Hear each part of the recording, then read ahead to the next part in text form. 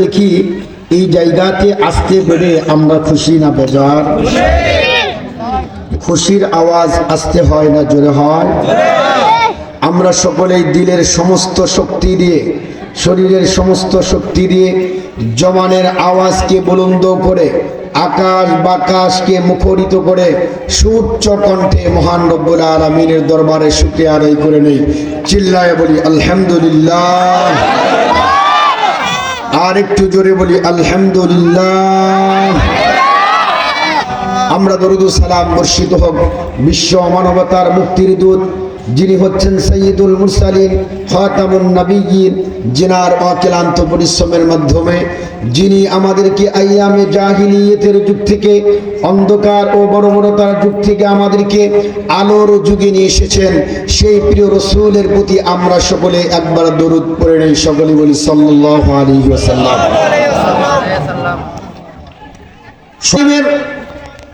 আল্লাহ পাক রব্বুল আলামিন মানব জাতির সমস্যার সমাধান হিসাবে 1400 বছর আগে মুহাম্মদ সাল্লাল্লাহু আলাইহি ওয়াসাল্লামের উপর এমন এক পরিবেশের মধ্যে অবতীর্ণ করে দিলেন, যে যুগের মানুষ তারা ভালো মন্দ কোনো কিছু বুঝতো না, যে যুগের মানুষ একটি পাখির বাসাকে কেন্দ্র করে বছরের পর বছর পর্যন্ত যুদ্ধের মধ্যে লিপ্ত হতো। চিল্লা বলেন ঠিক না বেঠিক? সামাজিক কৃষ্টি কালচার তারা বুঝতো না, সভ্যতা না বললেই না থাকলেই যত কোনো সভ্যতা ছিল না। এই সভ্যতাকে শেখানোর জন্য রব্বুল আলামিন মুহাম্মদ সাল্লাল্লাহু আলাইহি ওয়াসাল্লামকে সিলেক্ট করে ওই জাহিলি সমাজের মধ্যে, ওই বৈরী পরিবেশের মধ্যে রব্বুল আলামিন প্রিয় নবী হযরত মুহাম্মদ সাল্লাল্লাহু আলাইহি ওয়াসাল্লামকে এমন ভাবে তিনি গঠন করে নিয়ে আল কুরআনুল কারীম তার উপর নাজিল করে দিলেন। এই কুরআনুল কারীমের মধ্যে তাদের সমস্ত সব কিছুর সমস্যার সমাধানের কথা তুলে ধরেছেন। চিল্লায়া বলি আল্লাহু আকবার। ভাইরা আমার, বন্ধুগণ আমার, রব্বুল আলামিন সূরাত ইব্রাহিম আয়াত নাম্বার 1 নাম্বার আয়াতের মধ্যে রব্বুল আলামিন বলে দিলেন আলিফ লাম রা কিতাবুন আনজালনাহু ইলাইকা লিতুখরিজান নাসা মিনাল যুলুমাতি ইলান নূর। রব্বুল আলামিন নবী মুহাম্মদ সাল্লাল্লাহু আলাইহি ওয়াসাল্লামকে ডাক দিয়ে বলেন যে হে নবীজি, আমি আপনার প্রতি এই কুরআনুল কারীম এই জন্যই নাজিল করেছি যাতে করে আপনি অন্ধকার থেকে মানুষদেরকে আলোর পথে ফিরিয়ে নিয়ে আসতে পারেন। পথিক যেমন, যেই পথিকের কাছে আলো থাকে না, পথে চলমান পথিক যেমন দেখবেন আলো যদি না থাকে, অন্ধকার রাত্রি বেলায় পথিক দেখবেন হোঁচট খাওয়ার সম্ভাবনা থাকে। বলেন ঠিক না বেঠিক? রাস্তার মধ্যে চলতে গিয়ে, বিশ্ব রোডে চলতে গিয়ে লাইট যদি না থাকে, গাড়ির মধ্যে লাইট যদি না থাকে, রাস্তার রোডের মধ্যে লাইট যদি না থাকে, দেখবেন উঁচা নামা জায়গার মধ্যে সে যাইতে অনেক সমস্যা হয় কি হয় না? পড়ে যাওয়ার সম্ভাবনা থাকে, হুচট খাওয়ার সম্ভাবনা থাকে, পোকা মাকড় ধ্বংস করার সম্ভাবনা থাকে কি থাকে না? পথিক যেমন লাইট ছাড়া, আলোবিহীন পথিক তার গন্তব্যস্থলে ঠিক মতো পড়তে পারবে না, পৌঁছতে পারবে না। তদ্রূপ ভাবে যেই পথিকের কাছে আলো আছে, যেই পথিকের কাছে লাইট আছে, দেখবেন ওই পথিক রাস্তার মধ্যে যখন চলবে আলো দিয়ে দেখে দেখে, উঁচা নামা জায়গাগুলো দেখে দেখে, বিপদের সমস্ত জায়গাগুলো দেখে দেখে ওই পথিক নিরাপদে তার গন্তব্য স্থল পর্যন্ত পৌঁছে যায়, কোনো সমস্যা হয় না। চিল্লায়া বলেন ঠিক না বেঠিক?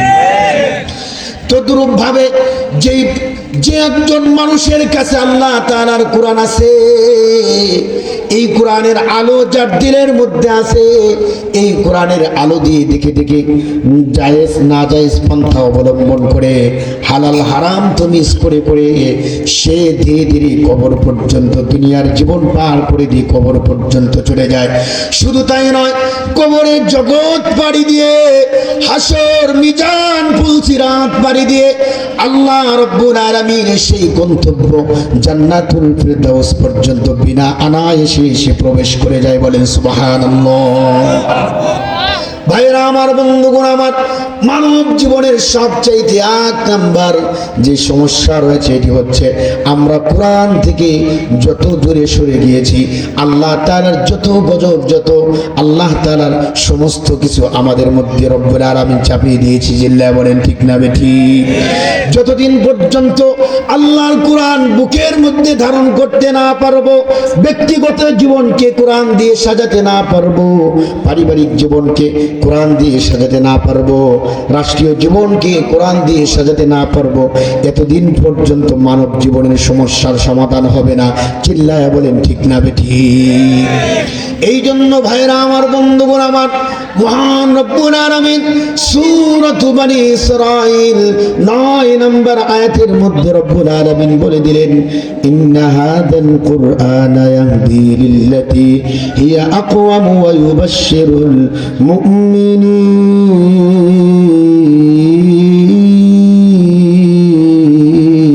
আল্লাহু আকবার। রব্বুল আলামিন বলিয়ে দিলেন যে এই কোরআন হলো মানব জাতির হেদায়েতের পথ। চিল্লায়া বলেন আল্লাহু আকবার। এই কোরআন যার ভিতরে থাকবে ওই ব্যক্তি অন্ধকার থেকে দূরভীত হয়ে আলোর দিকে আল্লাহ তাআলার শর্টকাট জান্নাতের রাস্তা তাকে দেখিয়ে দিবেন। চিল্লায়া বলেন সুবহানাল্লাহ। ভাইরা আমার, বন্ধুগণ আমার, বলেন তো দেখি এবার কোরআনুল কারীম আমাদের জীবনে ফিট করার প্রয়োজন আছে না নাই? আমরা আজ থেকে কান থেকে শপথ নিব, বলেন তো দেখি 5 ওয়াক্ত নামাজ পড়া আমাদের জন্য ফরজ কি ফরজ না? রোজা রাখা ফরজ কি ফরজ না? হজ করা আমাদের জন্য যারা ধনী আছে এদের জন্য ফরজ কি ফরজ না? যাকাত দেওয়া মানব জাতির জন্য ফরজ কি ফরজ না? চিল্লা বলেন ফরজ কি ফরজ না? আমরা জানি নামাজ পড়া ফরজ, হজ করা ফরজ, যাকাত দেওয়া ফরজ, রোজা রাখা ফরজ, এটা আমরা জানি। কিন্তু আমরা অনেকে এটা জানি না যে কোরআনুল কারীম শিক্ষা করা তার চাইতে বড় ফরজ। বলেন ঠিক না বেঠিক? আজ আমাদের মধ্যে অনেক ইমানদার মুসলমান পাওয়া যায়, ওই ব্যক্তি কোরআনুল কারীম বিসমিল্লাহ তো সঠিকভাবে পড়তে পারে না। বলেন ঠিক না বেঠিক? অথচ সমাজের মধ্যে সে অনেক ধার্মিকভাবে সে অনেক কিছু দেখাইতেছে যে আমি এত বড় মুসলমান, কিন্তু সে কোরআনুল কারীমের সূরাতুল ফাতিহা পর্যন্ত শুদ্ধভাবে পড়তে পারে না। এই জন্য ভাইরা আমার, আমরা যতদিন পর্যন্ত আল্লাহর কোরআনকে দিলের মধ্যে ফিট করতে না পারবো, মানব জীবনের মধ্যে ফিট করতে না পারবো, এতদিন পর্যন্ত আমাদের জীবনের কোনোদিন সমস্যার সমাধান হবে না। প্রিয় ভাই গো ভাই আমার, বন্ধুগণ, রব্বুল আলামিন সূরাত বাকারার মধ্যে কত সুন্দর ও চমৎকার করে বলে দিয়েছেন যে আমি রব্বুল আলামিন এমন একটি কিতাব তোমাদের জন্য নাজিল করলাম। এই কিতাব তো এমন সত্য যে কিতাবের মধ্যে কোনো ভুল নাই এবং সন্দেহের বিন্দু পরিমাণ নাই। চিল্লা বলেন ঠিক না বেঠিক? রব্বুল আলামিন বললেন, জালিকাল কিতাবু লা রাইবা ফীহি হুদাল লিল মুত্তাকিন। আল্লাহ রাব্বুল আলামিন বললেন, পৃথিবীর মানুষ যারা সফলতা অর্জন করতে চায়, সকাল থেকে সন্ধ্যা পর্যন্ত একজন মানুষ দুনিয়াতে লাভবান এবং দুনিয়াতে সফল, আখিরাতে সফলতা চাই কি চায় না? মানুষের 2টা চাহিদা, একটা হলো মানুষের শারীরিক সুস্থতা, আরেকটি হলো টাকা পয়সা। বলেন ঠিক না বেঠিক? পৃথিবীর এমন কোনো মানুষ নাই, পৃথিবীতে এমন কোনো পাগলও নাই যে পাগল তার পেটের জ্বালা বুঝে না। বলেন ঠিক না বেঠিক?